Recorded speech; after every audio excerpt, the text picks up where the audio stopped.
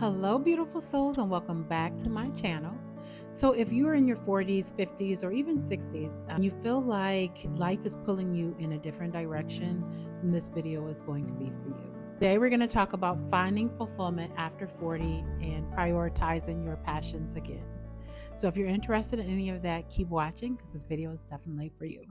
Hi, I'm Gina, and I am a certified holistic health coach that focuses on body, mind, and soul.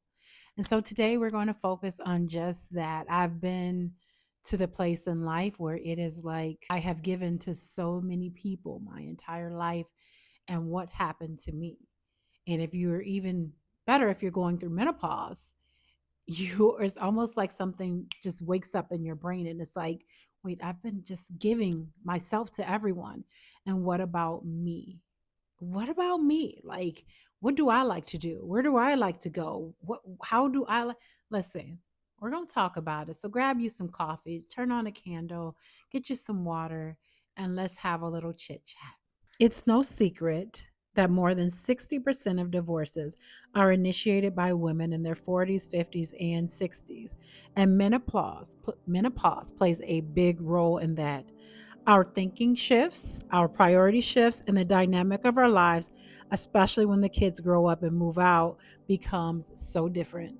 You guys, it becomes so different because you got to understand when you're used to always putting the kids first and you're used to always giving so much to everyone else, that when you actually say, hey, I want to prioritize something that I want, like I'm almost 60 years old or I'm almost 50 years old. I need to be able to do something that I want to do for myself in this lifetime. And then you start to get what people say is selfish, but it's not really selfish. You're just starting to think for yourself. And once the children are grown and leave the house, the family dynamic shifts completely. And you may find yourself with more time to think, reflect, and reevaluate what you truly want in this next phase of life. And this is the perfect opportunity to reclaim your time, your interests, and your passions that may have been put on the back burner. And it's common to experience a shift in your relationships and in how you see yourself. This is why it's so important to focus on rediscovering what brings you joy, whether it's a new hobby, whether it's traveling, starting a side business, or even just taking time to relax. And I will say, I will say at this, I was a stay at home mom for pretty much most of my kids' life. Not because I wanted it to. My husband really wanted me to stay home, but because I wasn't making enough money where I needed to, it was cheaper for me to stay home, basically. And so that's kind of how that went. And so I was in college, I was getting my life together. I had to put everything on hold, and I'm just now picking that back up. My son is 28 years old. Okay. So a lot of us do that for our children. We will just put our life on hold and it's like, okay, we're going to go ahead and, we will just pick up. And it's not always that easy to pick up because when people are so used to you doing everything, it changes the dynamic in your house. um, Even like date nights, if you weren't used to going on date nights and your kids were there and your kids all of a sudden moved out, that's why a lot of people get divorced. They don't even know what to say to their spouse. They're not used to their spouse. um, it, it's different. It really is different. And if your spouse is not open to change, that's where you have a problem. If your spouse is not open to change, that's exactly where I was at. And I was to the place where I was like, I want a divorce. I don't think this is going to work. I've given to you for 30 years, and now you're telling me that you can't even do one thing that I want us to do. And we don't understand it, and our mind don't understand because a lot of time women are very, very selfless, where it don't matter. We'll do whatever. And our husbands don't completely understand it. And that's exactly where I was at years ago when I started going through menopause. I had no idea what was going on. I didn't even know I was going through menopause. I was like, I knew I had gotten the hysterectomy. You guys, I'm 49 years old, but I had gotten the hysterectomy. a few years ago, and I think it kind of put me into menopause. Although it probably was a time for me to go into menopause anyways, but I didn't understand that, nor did I know how to fix my emotions. So my emotions were all over the place. I would wake up crying, wake up in tears, wake up hating my life, wake up just in a new, it was too many emotions to deal with, to be honest. And my best friend, she was going through the same thing. She's like, I have to do this because I wake up in tears. I'm not happy. And she was going through the same time, the menopause. And unfortunately, well, I haven't been on here in a while. About 2 weeks ago, my grandson, which this is a good thing, my grandson was born, my first grandson. And I wanted to spend some time with him. My son and his wife stayed at the house for like a week until they can, get on their feet and get used to the baby and everything. But the same day that my grandson was born, my sister-in-law took her own life. Um, of course, she had to be depressed. Of course, if you can commit suicide, I don't even know if I could say the word on here, but if you can take your life, um, you have to be depressed pretty bad. And I'm sure she was going through menopause. Like I said, it's so much happens. A lot of people go through depression. They have to get on depression meds. They get high blood pressure. They get heart palpitations. They get so many things. They get anxiety, and we don't know why. We can't understand why, which is why when I went through this, I had to completely change my diet to eating for my blood type. Let me know if you want to know more information about that, because that's why I don't deal with all of that crying all the time or hot flashes or all those things that other people deal with, because I had to take matters into my own hand. Like, okay, what can I do to correct this problem? But a lot of people don't do that. A lot of people choose to divorce. A lot of people choose to do, unfortunately, some things that like my sister-in-law did. And we have to learn how to come in touch with our emotions and find out what makes us happy. And I did write a book, and it's a free ebook. You can download that. I'll leave a link in the description box.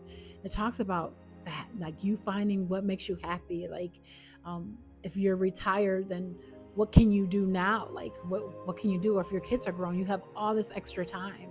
And I wind up starting a woman's group in my city because I wanted to be able to go out, to have fun, do different things with my friends, or get friends together. So I had a group of women. You invite somebody else invites somebody. And so now we have a nice little group of women that we get together and do things with, because I'm like, I have nothing but time. I went ahead and started my business full time now. And so there was a lot that I had put on the back burner that I'm like, well, I have the time. Let me go ahead and do it. And a lot of people don't know how to do that. And at this stage of our life, it's so crucial to prioritize your passions, and not only for your mental well being, but also for your overall fulfillment. Like, you absolutely need it for the fulfillment part. We often hear about how life begins at 40, and it really do. Like, time for you. If your kids are not grown by then, your kids are probably teenagers where you have more time for you. And this is why finding your passions and focusing on yourself is so essential at this time, you guys. So essential. I also want you to check out, I have a gratitude journal. When you practice gratitude every single day, to me, it's about just being thankful for little things, big things. And it's a 3-month journal. Where you have 3 months of every day you're doing something different to remind you how grateful you are for life. That was the thing I struggled with, was every single day I would wake up and I'd be like, come on, just focus on something positive. Focus on something you're thankful for. Like, don't fall into the depression. Don't be upset. Don't be angry. Don't have anxiety. Like, what are you thankful for at this very moment? Like, years ago, I'm telling you, I had to help myself. And if you can find the beauty around you, and if you could focus on just the positive, I'm getting so so teary eyed, thinking about my sister-in-law who couldn't find the joy, who couldn't find the gratitude and the things to be happy for. And she do leave behind 4 children. They're all adults. My nephew is 20. I think he was the youngest, and a grandson. But it's something that you have to really, really focus on. And when you're so far gone in your mind, it's kind of like you forget the little things in life to be thankful for. And that's what this book is helping you with. I'm going to leave a link in the description box so that you guys can see that. Definitely download the other book. The other book is free. And then the gratitude journal, I'm not sure how much it is, but it'll be in the link in the description box. Okay. It's not selfish. I don't want you to understand nothing what you're doing is selfish. It is necessary. It's necessary. Okay. And the more you invest in what you love, the more you have to give to those around you. It's so true because I'm in such a better place. I'm in such a happier place. I can be a great grandmother. I can be a great mother. I can be a great wife now because I'm so thankful and grateful for everything God has given me. I'm so blessed. But you have to be able to see that you're blessed.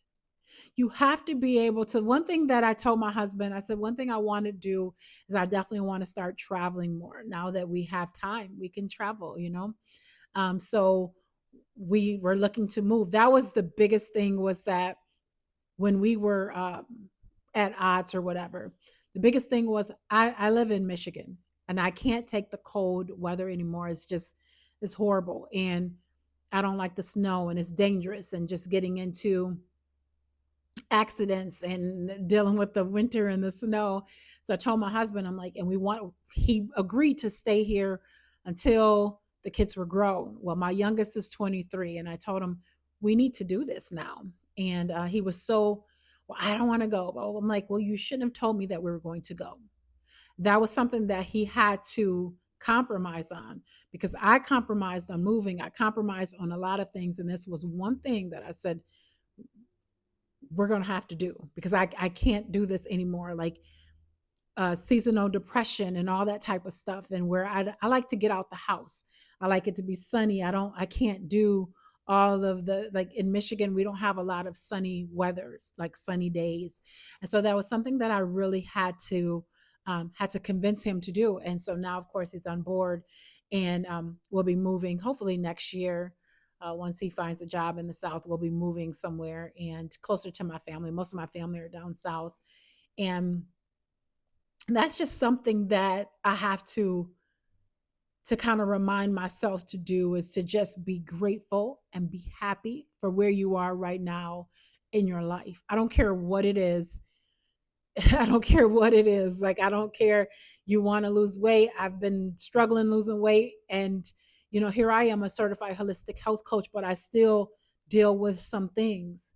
But I have to be grateful for where I am right now at this particular moment in my life. And I'm doing it. It might be little by little by little, but I'm still doing it. And I want you to take away one thing. Remember that 40, if you're 40 and up, life is not over. Life is just beginning. Start doing some things that you love. Remember when you used to garden, or remember when you used to skate, or remember when you used to hang out with friends, or just go shopping, or think of some things that you can do that you absolutely love. That's what it's all about. And if you can't figure out, okay, God, why do you have me on this earth? Go ahead and download that book. Like I said, it's a free ebook. That's something that will help you tremendously. But I wanted to come and just share these little words with you and just kind of address that. Do me a favor and comment below. Let me know what passion you've been wanting to pursue. And if you need help, like I said, the book is here for you. Okay. You deserve to live your best and your most fulfilling life ever. You deserve it. We do not need to lose another person to unaliven themselves because they are depressed, or because they're not grateful. They can't see the beauty in everything in life. Ugh. Hug your children, hug your husband, and just be thankful for life. Be thankful for what God has given us. And yeah. So with that being said, you guys, I'll talk to y'all later and see you in the next video. Bye, guys.